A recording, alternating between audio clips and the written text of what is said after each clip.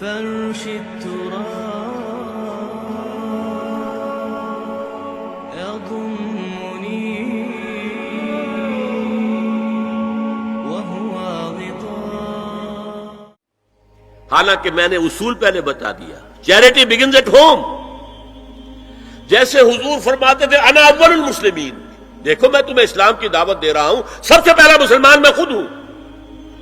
انا اول المومنین، میں تمہیں ایمان کی دعوت دے رہا ہوں، پہلا مومن میں ہوں.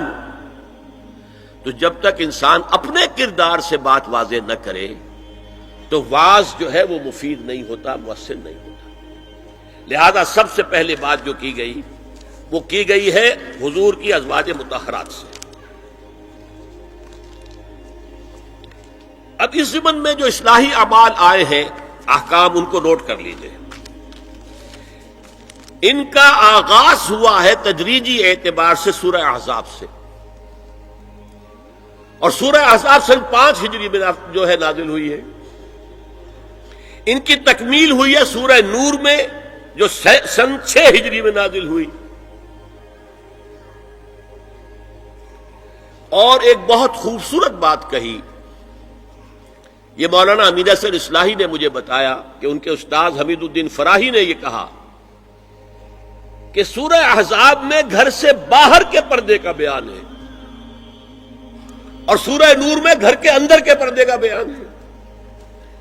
تو اصلاحی صاحب کہتے تھے کہ اس جملے نے میری آنکھیں کھول دی اور قرآن مجید روشن ہو گیا میرے سامنے. ورنہ اگر یہ بات سامنے نہ ہو تو آدمی اٹکتا ہے، جگہ جگہ پر اشکالات پیدا ہوتے ہیں. دیکھیے سورہ احزاب میں کیا کیا گیا. نمبر 1، پہلے خطاب ازواج مطہرات سے، بعد میں عام کر دیا گیا. نمبر 2، بتایا گیا کہ عورت کا اصل کردار کیا ہے، اس کی اصل جگہ کیا ہے، گھر. نمبر 3، استیزان کے حکم کا آغاز ہو گیا کہ گھروں میں اجازت لیے بغیر داخل نہ ہو. لیکن یہاں بھی صرف نبی کے گھر کی بات ہوئی ہے، عام نہیں. پھر محرموں کی ایک چھوٹی فہرست ہے جو سورہ احزاب میں آ گئی ہے، اور گھر سے باہر کے پردے کا حکم آ گیا ہے. یہ سورہ احزاب میں. سورہ نور میں استیزان اب عام کر دیا، کسی بھی گھر میں داخل مت ہو جب تک اذن نہ لے لو. یہ دیکھیے تدریج، پہلے حضور کے گھروں میں داخل نہ ہو، اب کسی بھی گھر میں داخل نہیں ہو سکتے بغیر استیزان کے. اور احادیث مبارکہ میں اتنی سختی آئی ہے، میں بعد میں آپ کو بتاؤں گا. دوسرے یہ کہ گھر کے اندر پردہ جو محرموں سے پردہ ہے، محرموں سے پردہ. محرم کون ہوتا ہے یہ سمجھ لیجئے. محرم وہ ہے جس سے کبھی بھی کسی شکل میں کسی حالت میں شادی نہ ہو سکے. اب ایک آدمی جو ہے اس کے گھر میں فرض کیجئے کہ ایک بہن ہے، تو اس بہن کی دوسری بہن سے وہ شادی نہیں کر سکتا. اگر وہ بیوی مر گئی تو کر سکتا ہے کہ نہیں؟ اس لیے وہ محرم نہیں ہے، نامحرم ہے. سالی نامحرم ہے. آپ کا بھائی ہے، اس کی بیوی ہے، بھابھی ہے آپ کی، آپ دیور ہیں، بھابھی سے شادی تو نہیں کر سکتے. لیکن اگر بھائی کا انتقال ہو جائے تو آپ شادی کر سکتے. تو شادی ہو سکتی ہے تو وہ محرم نہیں ہوا، وہ نامحرم ہے. محرم صرف وہی ہے جس سے کبھی کسی حال میں شادی کا امکان نہ ہو. اس کی ابتدائی فہرست جو ہے سورہ احزاب میں ہے، تفصیلی فہرست جو ہے وہ سورہ نور میں ہے. اب دیکھیے گھر کے اندر بیٹھنے سے متعلق کیا بات کہی گئی. بزار اور ترمذی میں حضرت عبداللہ ابن مسعود سے نبی ایک وسلم کا یہ ارشاد نقل ہوا ہے، ان المرأۃ عورۃ، عورت چھپا کر رکھنے کی چیز ہے. ہمارے ایک نوجوان ساتھی نے ایک دفعہ مضمون لکھا تھا بڑا پیارا. انہوں نے کہا کہ قرآن مجید میں جو اشارات ہیں، حور مقصورات فی الخیام، وہ حوریں جو ہوں گی وہ خیموں کے اندر ہوں گی، وہیں رہیں گی. قصر کہتے ہیں روک دینے کو، باہر نہیں نکلتی وہ، مقصورات فی الخیام، حوروں کا کانہن لؤلؤ مکنون، ایسے ہوں گے کہ جیسے کہ موتی جسے چھپا کر رکھا جائے۔ عورت چھپا کر رکھنے کی شے ہے، المرأۃ کلھا عورۃ، عورت کہتے ہیں اس کو ہے جسے چھپا کر رکھا جائے۔ ان المرأۃ عورۃ فاذا خرجت، جب وہ گھر سے نکلتی ہے، استشرفھا شیطان، اب شیطان جو ہے اس کو طاق میں رکھتا ہے۔ وَأَقْرَبُ مَا تَكُونُ بِرَوْحَةِ رَبِّهَا وَهِيَ فِي قَعْرِ بَيْتِهَا، وہ اپنے رب کی رحمت سے قریب ترین ہوتی ہے جبکہ اپنے گھر کے بھی کسی اندرونی حصے میں ہو۔ صحن میں ہوگی تو شاید ادھر ادھر کے کوٹھوں سے نظر پڑ جائے۔ اسی لیے فرمایا مردوں کے لیے مسجد میں نماز افضل 28 گنا، اور عورت کے لیے گھر کی نماز مسجد سے افضل، گھر کے صحن کی مسجد سے افضل، دالان کی صحن سے افضل، کمرے میں اس سے افضل، اور کمرے کی کوئی بغلی کوٹھڑی ہے تو اس میں سب سے افضل۔ یہ احادیث نبی اکرم صلی اللہ علیہ وسلم، مزاج ہے نا، اس سے بن رہا ہے، ایک معاشرت وجود میں آ رہی ہے۔ یہ ساری چیزیں کیوں آ رہی ہیں؟ اور سنیے، عبداللہ ابن احمد ابن حنبل نے زوائد الزہد میں اور ابن ابی شیبہ نے، ابن سعد نے اپنی کتابوں میں مسروق کی روایت نقل کی ہے کہ حضرت عائشہ جب تلاوت قرآن کرتے ہوئے اس آیت پر پہنچتی تھی وَقَرْنَ فِي بُيُوتِكُنَّ، تو بے اختیار رو پڑتی تھی۔ قرآن کہتا ہے اپنے گھروں میں رہو۔ حضرت عائشہ نے شہادت عثمان کے بعد باہر نکل کر لشکر کی قیادت کی، پھر ساری عمر افسوس رہا کہ میں نے غلط کام کیا۔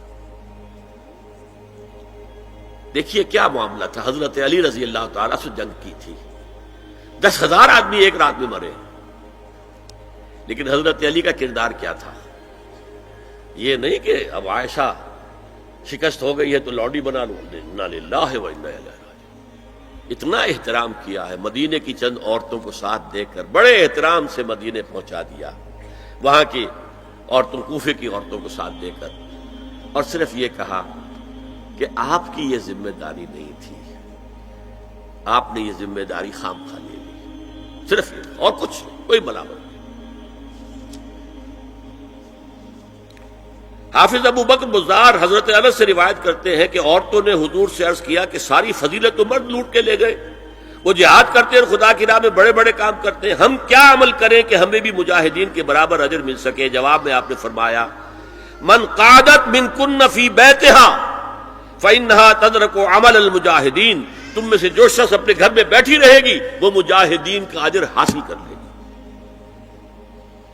یہ ایک ہوا کا رخ ہے، بتایا جا رہا ہے، یہ نظام ہے جس کو اس شکل میں دیا جا رہا ہے۔ اب میں چاہتا ہوں سورہ احزاب کی جو آیات ہیں ان کے حوالے سے کچھ باتیں جو حکمت دین کی ہیں اور بہت اہم ہیں وہ آپ کے سامنے آ جائیں۔ دیکھیے میں نے سب سے پہلے آیت پڑھی تھی لَقَدْ كَانَ لَكُمْ فِي رَسُولِ اللَّهِ أُسْوَةٌ حَسَنَةٌ، اے مسلمانوں تمہارے لیے اللہ کے رسول کی زندگی میں ایک بہترین نمونہ ہے، اسوہ حسنہ ہے۔ ایک بات اس میں غور طلب ہے، مردوں کے لیے تو اسوہ کامل ہے، مرد اگر سپہ سالار ہے تو اسوہ موجود ہے حضور کا، مرد اگر صدر ریاست ہے، خلیفہ ہے تو اسوہ موجود ہے رسول کا، کوئی قاضی القضات ہے تو اسوہ موجود ہے رسول کا، کوئی کسی مسجد میں خطیب ہے، امام ہے تو اسوہ موجود ہے، باپ کی حیثیت سے اسوہ موجود ہے، شوہر کی حیثیت سے اسوہ موجود ہے کہ نہیں؟ مردوں کی کوئی حیثیت ایسی نہیں جس کے لیے اسوہ حضور کی زندگی میں نہ ہو، لیکن ایک خلا ہے، عورت کی نسوانی زندگی کے لیے تو حضور کی زندگی میں کوئی اسوہ نہیں ہو سکتا، حضور مرد ہے۔ یہ ہے فلسفہ، یہ ہے حکمت دین، کہ جس صورت میں یہ آیت آئی لَقَدْ كَانَ لَكُمْ فِي رَسُولِ اللَّهِ أُسْوَةٌ حَسَنَةٌ لِمَنْ كَانَ يَرْجُو اللَّهَ وَالْيَوْمَ الْآخِرَ وَذَكَرَ اللَّهَ كَثِيرًا، اے لوگو، اے مسلمانوں، تمہارے لیے اللہ کے رسول کی زندگی میں ایک اسوہ کامل ہے، عمدہ اسوہ ہے ہر اس شخص کے لیے جو اللہ کا امیدوار ہے اور یوم آخر کو بھی مانتا ہے اور اللہ کا ذکر کرتا ہے کثرت سے۔ اب اس خلا کو پر کیسے کیا جائے؟ حضور کی ازواج کو بنایا گیا اسوہ خواتین کے لیے، اور یہی ایک بہت سی اور بھی حکمتیں ہوں گی۔ ایک حکمت یہی تعدد ازدواج میں ہے، اور حضرت عائشہ کی اتنی کم عمر میں شادی کرنے میں ہے کہ دیر تک وہ امت کو پڑھاتی رہی، شوہر اور بیوی کے درمیان خالص پرائیویٹ معاملات کے اندر بھی ہدایت دیتی رہی۔ آخر وہ بھی انسان کی ضرورت ہے کہ نہیں؟ آپ کو معلوم ہے، ایک مرتبہ بعض صحابہ نے آ کر کہا، حضور یہ یہودی جو ہے ہم پر طنز کرتے ہیں کہ تمہارے نبی تمہیں بڑی چھوٹی چھوٹی باتوں کا حکم دیتے ہیں۔ آپ نے فرمایا کہ ہاں، ہمارے نبی نے تو ہمیں استنجا کرنا بھی سکھایا، بجائے کسی کمپلیکس کے، انفیریورٹی کے، سپیریورٹی کی بات کرو۔ استنجا ضروری شے نہیں ہے، گندگی سے نجات پانا ضروری شے نہیں ہے، طہارت ضروری شے نہیں ہے، ہمارے نبی نے تو استنجا کرنا بھی سکھایا۔ تو تعلق زن و شو کون بتائے گا؟ حضور بتائیں گے کسی کو؟ ازواج کو ضرورت ہوتی ہے، بڑا مسئلہ ہے، روزے میں کہاں تک جا سکتا ہے انسان؟ آخر کون بتائے گا؟ ازواج مطہرات نے بتایا۔ تو اسوہ بنانے کے لیے دیکھیے یہ آیات آئی ہیں، یہ 3 آیتیں سورہ احزاب کی یوں سمجھیے کہ نچوڑ ہے اس مسئلے میں۔ یا نساء النبی لستن کاحد من النساء، اے نبی کی بیویوں تم عام عورتوں کے مانند نہیں ہو۔ تو کیا وہ عورتیں نہیں تھیں؟ عورتیں تو تھیں۔ کیا ان کے احساسات عورتوں والے نہیں تھے؟ وہ تو تھے۔ کیا بات ہے؟ تم نبی کی بیویاں ہو، تمہیں اسوہ بننا ہے۔ ان اتقیتن فلا تخضعن بالقول، اگر تمہیں واقعی اللہ کا تقوی اور خوف ہے تو کسی اجنبی سے اگر بات کرنے کی ضرورت پیش آ جائے تو اپنی آواز میں لوچ مت پیدا کرو۔ فیطمع الذی فی قلبہ مرض، کہ جس شخص کے دل میں کوئی روگ ہے، گندگی ہے، وہ کوئی آس لگا بیٹھے کہ یہ جو مجھ سے گفتگو کر رہی ہیں، جس انداز میں کر رہی ہیں، جس لگاوٹ کے ساتھ کر رہی ہیں، تو کوئی نہ کوئی موقع ہے میرے لیے۔ انا للہ و انا الیہ راجعون، کرخت آواز میں بات کرو۔ وقل قولا معروفا، اور معروف بات کہو، صرف اس سے آگے بڑھنے کی کوئی ضرورت نہیں۔ وقرن فی بیوتکن ولا تبرجن تبرج الجاہلیۃ الاولی، اور قرار پکڑو اپنے گھروں میں، وقار کے ساتھ رہو اپنے گھروں میں، تمہاری اصل جگہ گھر ہے، باہر نکلنا تمہارا کام نہیں ہے۔ ہاں ضرورت ہو سکتی ہے، اس کا بعد میں ذکر آ جائے گا، لیکن فلسفہ کیا ہے؟ عورت کی اصل جگہ اس کا گھر ہے۔ جو ڈیوٹیز کی تقسیم کر دی گئی ہے اللہ کی طرف سے، اس میں عورت کا اصل مقام اس کا گھر ہے۔ میں حدیث سنا چکا ہوں کہ جب گھر سے عورت نکلتی ہے تو شیطان تاکتا ہے اس کو، اور پھر ظاہر بات ہے کہ اس سے جو فتنے پیدا ہوتے ہیں وہ سب شیطان کے ذریعے سے ہوتے ہیں۔ وَلَا تَبَرَّجْنَ تَبَرُّجَ الْجَاهِلِيَّةِ الْأُولَىٰ، اور جو جاہلیت تھی، اسلام کے آنے سے پہلے کا جو دور تھا، اس میں جس طرح تم بند سمر کر اور لوگوں کی نگاہوں میں آنے کے لیے نکلتی تھی، اب وہ طریقہ اختیار نہ کرو۔ دیکھیے یہ بھی ایک بڑا نفسیاتی نکتہ ہے۔ مرد کے اندر قوت ہے، وہ اپنی قوت کا ظہور چاہتا ہے، کبھی جی چاہتا ہے دیوار کو کندھا دے مارے، راستہ چلتے کسی کو لگا کندھا، قوت ظہور چاہتا ہے۔ عورت کے پاس سب سے بڑا سرمایہ اس کا نسوانی حسن ہے، جسمانی طاقت تو نہیں ہے نا، اس کے اندر ایک ارج ہے کہ اپنے آپ کو ظاہر کرے۔ اس کا نام تبرج، بروج کہتے تھے ان برجیوں کو کہ جو فصیلوں کے اوپر ہوتی تھی، اور ظاہر بات ہے دور سے مسافر آ رہا تو پہلے تو برجی نظر آتی تھی نا، تو نگاہوں میں آنا، نگاہوں میں کھپنا، یہ تبرج ہے۔ تو تم جس طرح پہلے بناؤ سنگھار کر کے نکلا کرتی تھی، اور تبرج الجاہلیہ اب وہ چھوڑ دو۔ واقمن الصلاۃ وآتین الزکوٰۃ، اور نماز قائم رکھو، زکوٰۃ ادا کرو، وَأَطِیعُوا اللَّهَ وَرَسُولَهُ، اور اللہ اور اس کے رسول کی اطاعت پر کاربند رہو۔ اب آئے الفاظ جو اہم ترین ہیں، انما یرید اللہ لیذھب عنکم الرجس اہل البیت ویطہرکم تطہیرا۔ اے نبی کے گھر والیو، اللہ یہ چاہتا ہے کہ تم سے ہر طرح کی برائی، ہر طرح کی ناپاکی کو دور کر دے اور تمہیں پاک کر دے۔ پاک کرنا کر، خوب خوب خوب خوب، تطہیرا، یطہرکم تطہیرا۔ کیوں؟ تمہیں نمونہ بننا ہے، تمہیں اسوہ بننا ہے۔ یہ الفاظ اصل میں آئے ہیں قرآن مجید میں ازواج مطہرات کے بارے میں۔ سارا جملہ چل رہا ہے یا نساء نبی سے۔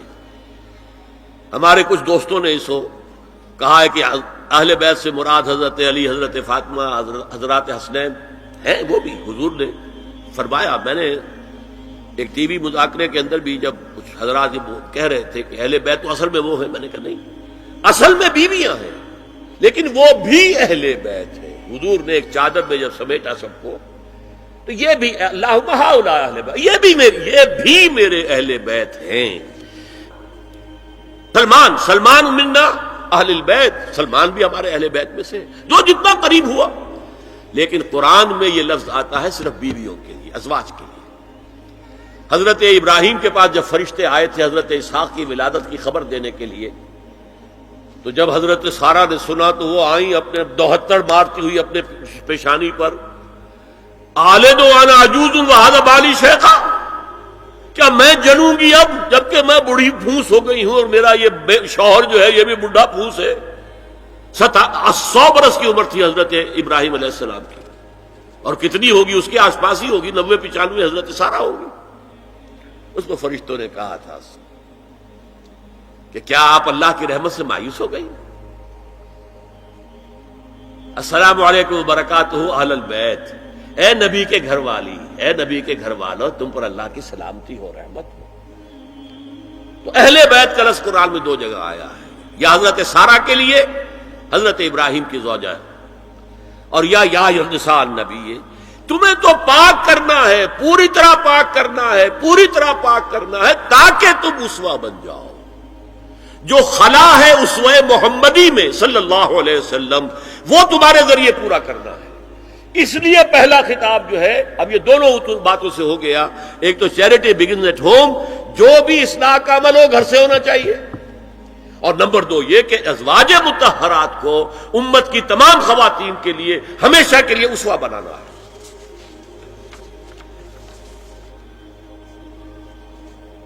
اسی طریقے سے استیزان کا معاملہ بھی آیا ہے، لیکن وہ بھی صرف نبی کے گھروں تک آ رہا ہے۔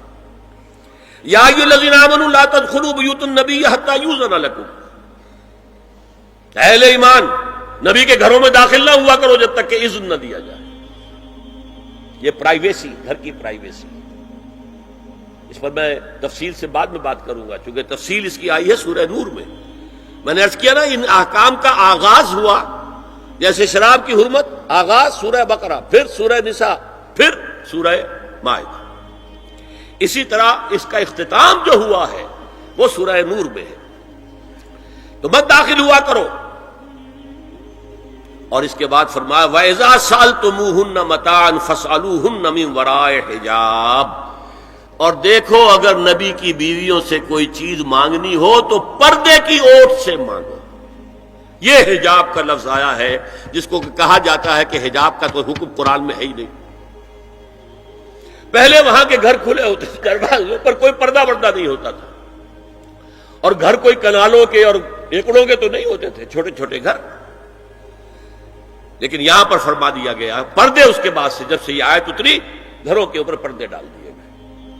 اب ظاہر بات ہے کہ اس میں چہرے کا پردہ ہی ہوا نا، چہرے کا پردہ ہے حجاب، اسی کو حضرت عائشہ نے آیت الحجاب قرار دیا ہے۔ اور پھر دیکھیے جو ریئلزم ہے، ریئلزم میں نے کہا تھا نا کہ اللہ نے بھی فرمایا کہ سب سے زیادہ محبت انسان میں عورت کی ہے، حب زین للناس حب الشہوات من النساء، اور پھر اس کے بعد لمبی فہرست۔ حضور نے فرمایا حبب الی النساء والطیب، یہاں بھی فرمایا گیا ذالکم اطہر لقلوبکم وقلوبہن، یہ زیادہ پاکیزہ بات ہوگی تمہارے دلوں کے لیے بھی اور ان کے دلوں کے لیے بھی۔ اگر نبی کی بیوی بے حجاب تمہارے سامنے آ جائے گی تو وہ نبی کی بیوی ہے اور ازواج مطہرات ہونے کی حیثیت سے تمہاری ماں بھی ہے، لیکن ایک عورت بھی تو ہے، اور تم چاہے صحابی ہو کچھ بھی ہو، تم مرد بھی تو ہو۔ یہ مرد اور عورت کے درمیان جو کشش ہے یہاں بھی اس کا ساس۔ نبی کی بیویوں کو بھی یہ نہیں کہا کہ اس سے ماوراء ہے، معصوم تو کوئی نہیں نبی کے علاوہ، وہ تو اللہ کہہ رہا ہے ہم تمہیں پاک کر دینا چاہتے ہیں، پوری طرح پاک کر دینا چاہتے ہیں تاکہ تم تمام خواتین امت کے لیے اسوہ بن جاؤ۔ فرمایا یہ جو پردے کی اوٹ سے کوئی شے لینا دینا ہے، اس سے یہ تمہارے دلوں کے لیے بھی زیادہ پاکیزہ بات ہے اور ان کے دلوں کے لیے بھی۔ یہ ہے اللہ تعالی کا حکم سورہ احزاب کے اندر۔ اس کے بعد اسی سورہ احزاب میں اس سے جو مستثنا ہے، گھروں میں اذن لیے بغیر بھی داخل ہو سکے، جن کے سامنے ازواج مطہرات اپنے کھلے چہرے کے ساتھ آ سکتی تھی، ان کی ایک فہرست دی گئی۔ یہ مختصر فہرست ہے۔ لا جناح علیہن فی آبائہن ولا ابنائہن ولا اخوانہن ولا ابناء اخوانہن ولا ابناء اخواتہن ولا نسائہن ولا ما ملکت ایمانہن واتقین اللہ ان اللہ کان علی کل شیء شہیدا۔ کوئی حرج نہیں ہے ازواج مطہرات پر ان کے باپوں کے سلسلے میں۔ ابو بکر آئے تو جائیں سیدھے حضرت عائشہ کے حجرے میں، کون روکے گا؟ اور بیٹوں کے اور ان کے بھائیوں کے اور ان کے بیٹوں کے بھائی بھتیجے اور ان کی بہنوں کے بیٹے یعنی بھانجے، ولا نسائہن، نسائہن اس کو میں چاہتا ہوں نوٹ کریں آپ، اپنی عورتیں، جان پہچان کی عورتیں، اجنبی عورتیں نہیں۔ اس پر مزید گفتگو ہوگی سورہ نور کے حوالے سے۔ ولا ما ملکت ایمانہن، اور جو ان کے ملک یمین ہیں، ان میں ایک رائے یہ ہے کہ مراد صرف باندیاں ہیں اور ایک مراد یہ ہے کہ اس میں مرد غلام بھی شامل ہیں۔ ایک رائے یہ ہے کہ مرد غلام جب تک کہ ابھی وہ بالغ نہ ہو، بچہ ہو۔ بہرحال یہ آراء ہے علیحدہ۔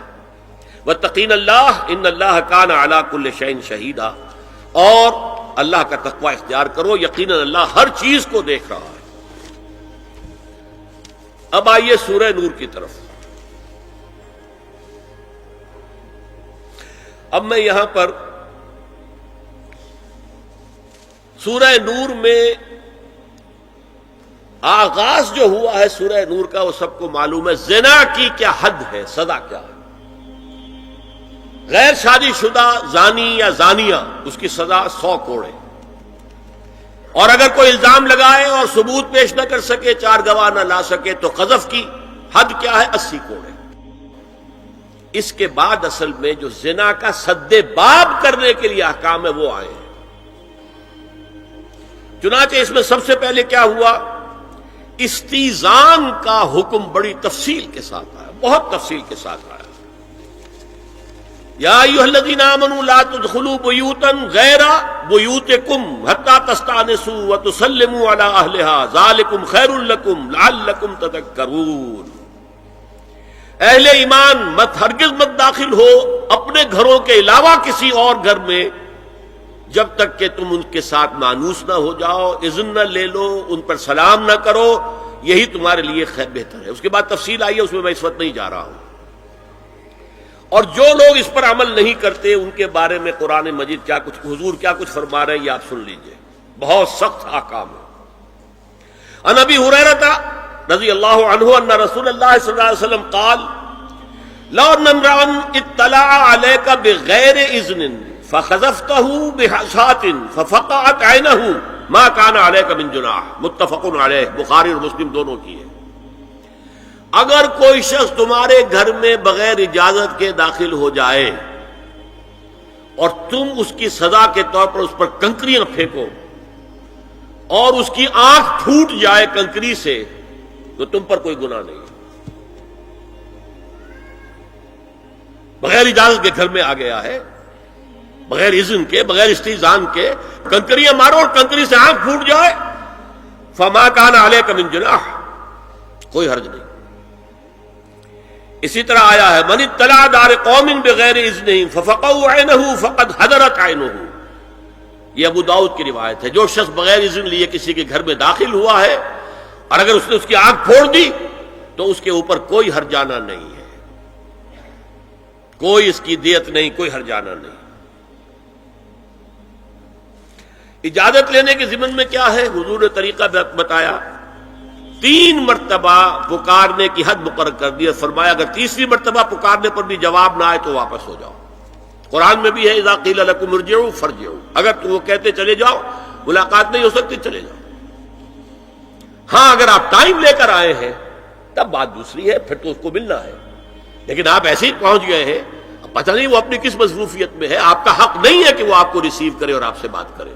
اذا قیل لکم ارجعوا فارجعوا، اور برا نہ مانو کہ میرا یہ معاملہ کیا، میں آیا تھا اور مجھے جو ہے مجھ سے ملاقات نہیں کی، نہیں۔ اور اس سلسلے میں ایک بڑا دلچسپ واقعہ ہے۔ ایک مرتبہ آپ حضرت سعد ابن عبادہ کے ہاں گئے اور السلام علیکم ورحمۃ اللہ کہہ کر 2 دفعہ اجازت طلب کی، مگر اندر سے جواب نہ آیا۔ تیسری مرتبہ جواب نہ ملنے پر آپ واپس ہو گئے۔ حضرت سعد اندر سے دوڑ کر آئے اور عرض کیا یا رسول اللہ، میں آپ کی آواز سن رہا تھا مگر میرا جی چاہتا تھا کہ آپ کی زبان مبارک سے میرے لیے جتنی بار بھی سلام و رحمت کی دعا نکل جائے اچھا ہے، تیسری مرتبہ بھی آپ کہیں۔ پھر دوڑ کر آئے اور لپٹ گئے حضور سے صلی اللہ علیہ وسلم۔ یہ ہے استیزان کا معاملہ۔ اب آ رہی ہے اصل آیت، قل للمؤمنین یغضوا من ابصارہم ویحفظوا فروجہم ذالک ازکی لہم ان اللہ خبیر ما یصنعون وقل للمؤمنات یغضضن من ابصارہن ویحفظن فروجہن ولا یبدین زینتہن الا ما ظہر منہا وَلْيَضْرِبْنَ بِخُمُرِهِنَّ عَلَى جُيُوبِهِنَّ وَلَا يُبْدِينَ زِينَتَهُنَّ إِلَّا لِبُعُولَتِهِنَّ أَوْ آبَائِهِنَّ أَوْ آبَاءِ بُعُولَتِهِنَّ أَوْ أَبْنَائِهِنَّ أَوْ أَبْنَاءِ بُعُولَتِهِنَّ أَوْ إِخْوَانِهِنَّ أَوْ بَنِي إِخْوَانِهِنَّ أَوْ بَنِي أَخَوَاتِهِنَّ أَوْ نِسَائِهِنَّ أَوْ مَا مَلَكَتْ أَيْمَانُهُنَّ أَوِ التَّابِعِينَ غَيْرِ أُولِي الْإِرْبَةِ مِنَ الرِّجَالِ أَوِ الطَّفْلِ الَّذِينَ لَا يَظْهَرُوا عَلَى عَوْرَاتِ النِّسَاءِ وَلَا يَضْرِبْنَ بِأَرْجُلِهِنَّ لِيُعْلَمَ مَا يُخْفِينَ مِنْ زِينَتِهِنَّ وَتُوبُوا إِلَى اللَّهِ جَمِيعًا أَيُّهَا الْمُؤْمِنُونَ لَعَلَّكُمْ تُفْلِحُونَ۔ یہ لمبی آیت ہے۔ اہل ایمان، اے نبی کہہ دیجئے اہل ایمان مردوں سے اپنی نگاہیں نیچی رکھا کریں اور اپنی شرمگاہوں کی حفاظت کریں، یہی ان کے لیے زیادہ پاکیزہ عمل ہے۔ ان اللہ خبیر بما یصنعون، اور جو کچھ وہ کر رہے ہیں اللہ اس سے واقف ہے۔ وقل للمؤمنات یغضضن من ابصارہن، اور مومن عورتوں سے بھی کہہ دیجئے کہ وہ اپنی نگاہیں جو ہے نیچی رکھا کریں، ویحفظن فروجہن، اپنی شرمگاہوں کی حفاظت کریں، ولا یبدین زینتہن الا ما ظہر منہا، اور اپنی زینت کو ظاہر نہ کیا کریں سوائے اس کے کہ جو بالکل ظاہر ہو جائے، از خود ظاہر ہو۔ دیکھیے سب سے پہلے میں آپ کو بتا چکا ہوں کہ یہ گھر کے اندر کا پردہ ہے۔ نگاہیں نیچی رکھنا گھر کے مرد بھی اور گھر کی عورتیں بھی۔ یہ کیوں کہا گیا؟ آج آپ کے علم میں نہیں ہوگا انسیسٹ کس قدر تیزی سے پھیل رہا ہے مغرب کے اندر۔ انسیسٹ کہتے ہیں باپ کا اپنی بیٹی سے ملوث ہو جانا، ماں کا اپنے بیٹے سے ملوث ہو جانا، بہن بھائیوں کا آپس میں زناکاری کرنا، یہ انسیسٹ کہلاتا ہے۔ اس وقت امریکہ میں سب سے زیادہ جو پریکٹس ہے وہ سائیکیٹرسٹ کی ہے، بڑی فیسیں ہیں، بڑی دوائیں ہیں، جو فارماسیوٹیکل انڈسٹری ہے اس میں بھی سب سے زیادہ فلرشنگ وہ دوائیں ہیں کہ جو ذہنی امراض کی ہیں۔ اور مجھ سے وہاں کئی سائیکیٹرسٹ نے کہا ذہنی امراض کا سب سے بڑا سبب انسیسٹ ہے۔ بیٹی سے زنا کیا ہے باپ نے، بیٹی کے دل پر جو داغ لگ گیا ہے اس کا دماغی توازن ٹھیک نہیں رہتا۔ بہن سے زنا کیا بھائی نے، اور یہ نہ سمجھیے کہ آپ کے ہاں نہیں ہو رہا، یہ وبا آ چکی ہے۔ کہیں آپ نے اخبار میں پڑھا ہوگا بیٹی نے جا کر تھانے میں خبر دی کہ باپ نے میرے ساتھ یہ حرکت کی. یہ ساری چیزیں آج ہو رہی ہیں ہمارے یہاں. اس لیے کہ جب زنا کے جو دواعی ہیں، داعیات ہیں، جو زنا کی ترغیب ہے وہ پھیلی ہوئی ہوگی، عام ہوگی، تو راستے نکالے گا. گھروں میں مرد بھی اپنی نگاہیں نیچی رکھیں. کیا مطلب؟ باپ بھی اپنی بیٹی کو گھور کر نہ دیکھے. بیٹی بیٹی ہے، لڑکی ہے. جوان بھائی بھی اپنی جوان بہن کو گھور کر نہ دیکھا. نگاہیں نیچی رکھو. یہ نگاہیں نیچی رکھنا بازار میں چلتے ہوئے نہیں ہے. وہ تو سوسائڈ ہو جائے گی، موت آ جائے گی. کوئی گاڑی آپ کو روک دے گی. یہ گھر کے اندر ہے. اور اس لیے ہے کہ بہرحال باپ مرد ہے، بیٹی عورت ہے. میں نے آپ کو فرائیڈ کی بات بتا دی ہے. وہ تو کہتا ہی ہے کہ باپ اگر محبت بھری نگاہ بیٹی پر ڈال رہا ہے، اس میں سیکس ہے، سیکس کا جذبہ ہے. اگر ماں بیٹے پر محبت بھری نگاہ ڈال رہی ہے تو سیکس ہے. ایڈیپس کمپلیکس مشہور ہے اس کا. لیکن اپنی جگہ یہ ہے کہ باپ مرد ہے، بیٹی عورت ہے. بھائی مرد ہے، بہن عورت ہے.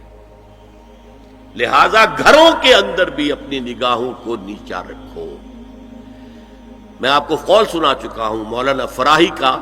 اصلاحی صاحب نے کہا، جب مولانا فراہی نے مجھ سے یہ کہا کہ اصل میں سورہ احزاب میں گھر کے باہر کا پردہ ہے اور سورہ نور میں گھر کے اندر کا پردہ ہے، تو کہتے میری آنکھیں کھل گئیں اور چابی مل گئی، کلید مل گئی ان آیات کو سمجھنے کی، ان کی اصل پس منظر کو، حقیقت کو جاننے کا راستہ کھل گیا. تو یہ جو ہے غض بصر، یہ باہر کے لیے نہیں ہے، یہ گھر کے اندر کے لیے ہے. بیٹی کا آخر جوان ہو رہی ہے، اس کے سینے کے اوپر کچھ غبار آ رہا ہے، اس کو گھور کر مت دے، نگاہ نیچی کرو. قل للمؤمنین یغضوا من ابصارهم ویحفظوا فروجهم ذلک ازکی لهم ان اللہ خبیر بما یصنعون. نوٹ کر لیجئے کہ یہ کہاں ہو رہا ہے؟ گھر میں داخلے کے بعد. گھر میں داخلہ اجازت سے، اور داخلہ ہوگا صرف محرموں کا. گھر کے اندر جو ہے وہ نامحرم تو نہیں آئے گا. یہ میں آگے بیان کر رہا ہوں. وَقُلْ لِلْمُؤْمِنَاتِ يَغْضُضْنَ مِنْ أَبْصَارِهِنَّ وَيَحْفَظْنَ مِنْ فُرُوجِهِنَّ.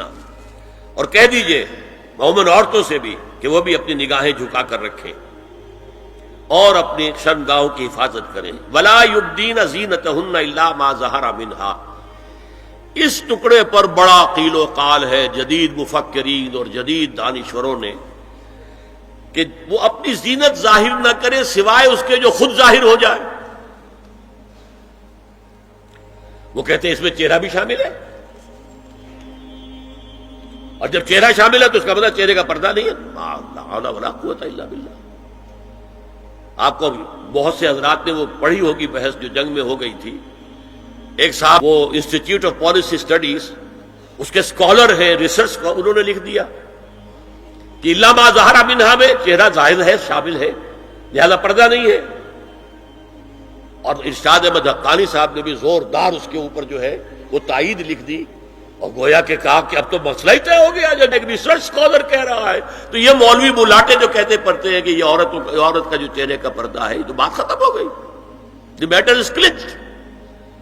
میں نے صرف ایک جواب دیا کہ اس شخص نے جو بڑا ریسرچ اسکالر تھا، پہلے یہ لکھا ہے کہ سورہ نور کی ان آیات میں سطر کے احکام آ رہے ہیں، تو پھر یہاں پردے کا چہرے کا معاملہ کیا ہو؟ سطر میں تو پردہ چہرہ شامل نہیں ہے. محرموں سے پردہ کیا ہے؟ محرموں سے اس کا نام سطر ہے. عورت کا پورا جسم سطر ہے سوائے چہرے کی ٹکیا اور یہ ہاتھ اور یہ پاؤں، بس. کیا مطلب ہے؟ بھائی بھی نہیں دیکھ سکتا بہن کے جسم کا کوئی اور حصہ، باپ بھی نہیں دیکھ سکتا بیٹی کے جسم کا کوئی حصہ. یہ سطر ہے. سطر محرموں سے پردہ ہے. اس سے آگے صرف شوہر یا حسب ضرورت طبیب، سرجن، بس. یہ محرموں کا پردہ. گھر میں عورت رہے گی تو سطر کے ساتھ رہے گی. محرم آئیں گے، چچا اس کا محرم ہے، آئے گا. لیکن وہ بھی تو مرد ہے نا، چہرہ تو نہیں ڈھانپے گی اس لیے کہ محرم ہے، لیکن باقی جسم ستر، عورت کا پورا جسم ستر ہے سوائے چہرے کی ٹکیا، بال بھی ستر میں شامل ہے۔ سر پر وہ سکارف جو آج کل بنا ہوا ہے بہت بڑا مسئلہ، انہوں نے چہرے کو نکال دیا، صرف سکارف سمجھا ہوا پر حجاب کہتے ہیں، حالانکہ وہ حجاب پورا تو نہ ہوا، وہ صرف ایک حصہ ہے، لیکن ایک حصہ صحیح ہے، سر کے بال جو ہے وہ چھپے ہونے چاہیے، یہ ستر میں شامل ہے۔ چہرے کی ٹکیا ہے جو ستر سے باہر ہے، ہاتھ ہے پونچوں سے باہر، اور پیر ہے ٹخنوں سے نیچے، بس اللہ اللہ خیر سے۔ تو فرمایا ما ظہر منہا من زینتہن میں الا ما ظہر منہا میں کیا کیا چیزیں آ سکتی ہیں؟ دیکھیے، اگر عورت پوری کی پوری برقعے کے اندر ملبوس ہے، چہرے پر بھی نقاب ہے، آنکھوں کے آگے بھی یا جالی ہے یا کوئی چشمہ ہے، تو پھر بھی اس کے حسن کا ایک حصہ وہ ہے جو ظاہر ہے۔ اگر طویل القامت ہے، قد و قامت، یہ حسن کا حصہ ہے کہ نہیں، وہ کہاں چھپائے گی؟ اور غالب نے جو شعر کہا ہے، تیرے سرو قامت سے ایک قد آدم قیامت کے فتنے کو کم دیکھتے ہیں۔ سرو قد عورت، اسی طرح جسم سے ڈول ہے، اکیرا بدن ہے، یہ تو نہیں چھپے گا۔ عورت موٹی ہے، کیسی ہے، جسم جو غیر متناسب ہے، یہ تو نہیں چھپے گا۔ متناسب ہے اعضاء، قداور ہے، اکیرا بدن ہے، یہ ہے وہ چیزیں کہ جو حجاب کے سلسلے میں ما ظہر منہا، یہاں ہو رہا ہے کہ جو ستر کے سلسلے میں ہے ما ظہر منہا، زینت کا، اور وہ چہرہ ہے۔ لیکن اب اس میں ایک اور بات، وَلْيَضْرِبْنَ بِخُمُرِهِنَّ عَلَى جُيُوبِهِنَّ، یہ بھی گھر کے اندر کی بات ہو رہی ہے، چونکہ میں پہلے بتا چکا ہوں، جلباب ہوتا تھا جب گھر سے باہر نکلتی تھی عورت، تو وہ اپنی چادر لپیٹتی تھی اپنے گرد، چہرہ نہیں ڈھانپتی تھی، صرف چہرے کا حکم دیا گیا اس کے ضمن میں، وہ سورہ عذاب کی آیت ہے، وہ رہ گئی، وہ میں بیان کروں گا۔ اور خمار اوڑھنی ہوتی تھی جو گھر میں اوڑھتی تھی، گھر میں ظاہر بات ہے کہ جلباب تو نہیں لیا جا سکتا، آخر گھر کا کام کاج کرنا ہے، ہلکی سی اوڑھنی تو وہ گھر میں، لیکن فرمایا وَلْيَضْرِبْنَ بِخُمُرِهِنَّ عَلَى جُيُوبِهِنَّ، اور انہیں چاہیے کہ اپنی اوڑھیوں کے، بکل اوڑھنیوں کے اپنے سینوں کے اوپر، گریبانوں کے اوپر بھی مار لیا کریں، تاکہ یہ سینے کے جو ابھار ہیں ان کو ایک ایڈیشنل کور مل جائے۔ دیکھیے ستر کا تقاضے کیا ہے، گن لیجئے۔ لباس نبیز ہونا چاہیے، باریک نہیں۔ حضور نے فرمایا اللہ کی لعنت ہو ان پر جو لباس پہن کے بھی ننگی ہوتی ہے۔ باریک اتنا لباس ہے یا چست اتنا لباس ہے، ڈھیلا ڈھالا ہونا چاہیے، نبیز ہونا چاہیے۔ لباس کے اندر یہ دو حصے جو ہیں وہ لازم ہیں۔ اور پھر سینے پر، اب ظاہر بات ہے کرتا پہنا ہوا ہے، ڈھیلا ڈھالا ہے، پھر بھی یہ سینے کے ابھار تو ظاہر ہو جائیں گے۔ ان پر ایک اضافی اوڑھنی سر پر سے لے کر اور اپنے اس گریبان کے اوپر بکل مار لینا، تاکہ یہ جو نسوانی حسن کا دوسرا مظہر ہے، پہلا چہرہ سب سے بڑا چہرہ۔ اب جو لوگ کہتے چہرے کا پردہ نہیں ہے، تو خدا کے بندو پھر پردے کی ضرورت کیا ہے؟ نسوانی حسن اگر اس میں اٹریکشن ہے، وہ کہاں ہوتا ہے سب سے بڑھ کر؟ مظہر اول کون سا ہے نسوانی حسن کا؟ چہرہ ہی تو ہے۔ اب میں ذرا شرم کے ساتھ کہہ رہا ہوں، لیکن یہ اپنی شاعری کے کچھ الفاظ آپ کو سنا رہا ہوں۔ یہ لب لعلین کہاں ہوتے ہیں؟ چہرے پر ہوتے ہیں یا کہیں اور ہوتے ہیں؟ یہ عارض گلگوں یہ کہاں ہوتے ہیں؟ چہرے پر ہوتے ہیں یا کمر میں لگے ہوتے ہیں؟ یہ چاہے زقن، تھوڑی میں اگر کچھ کھڈا پڑا ہوا ہو، چاہے زخم، یہ تعریفیں جو شاعری میں ہوتی ہیں یہ کہاں ہوتا؟ یہ مژگاں کے تیر یہ کہاں ہوتے ہیں؟ یہ نرگسی آنکھیں یہ کہاں ہوتی ہیں؟ اور ستواں ناک یہ کہاں ہوتی ہے؟ چہرہ ہی تو ہے نا، سب سے بڑی اٹریکشن تو چہرہ ہے، اسی کو نہ چھپایا تو پھر اور کیا چھپایا؟ ہاں دوسری چیز چھاتی کے ابھار بہت اٹریکٹیو ہوتے ہیں انسان کے لیے. اس کے لیے یہ ہے کہ وَلْيَضْرِبْنَ بِخُمُرِهِنَّ عَلَىٰ جُيُوبِهِنَّ. کرتا بھی دبیز کپڑے کا ہو، کرتا جو ہے ڈھیلا ڈھالا بھی ہو، شلوار اور دبیز تر کپڑے کی ہو، ڈھیلی ڈھالی ہو، اور اوڑھنی کا بکل جو ہے اپنے سینے پر مار لیا جائے. اب اس کے بعد فرمایا وَلَا يُبْدِينَ زِينَتَهُنَّ إِلَّا لِبُعُولَتِهِنَّ. اب یہاں یہ زینت کا لفظ آ رہا ہے چہرے کے لیے، اور چہرے ہی میں کچھ سنگھار بھی ہوتا ہے. کچھ سرما لگایا ہوا ہے، فرض کیجئے کسی اور طرح کا کوئی زیور پہنا ہوا ہے، گلے میں پڑا ہے، کانوں میں بندے ہیں وغیرہ وغیرہ. یہ زینت چہرہ اور اس کے ساتھ کوئی بناؤ سنگھار کا معاملہ، جس کی کہ حضور صلی اللہ علیہ وسلم نے تلقین کی ہے. عورت کو گھر میں بن سور کر رہنا چاہیے، شوہر کے لیے ایٹریکٹیو رہنا چاہیے. خاص طور پر شوہر جب آنے والا ہے شام کو دفتر سے، اس وقت عورت جو ہے بن سور کر رہے ہیں. اس لیے کہ اصل مقصد کیا ہے؟ جتنی بھی انسان میں سیکشول انرجی ہے وہ مرکوز رہے شوہر اور بیوی کے درمیان. یہ فلسفہ ہے.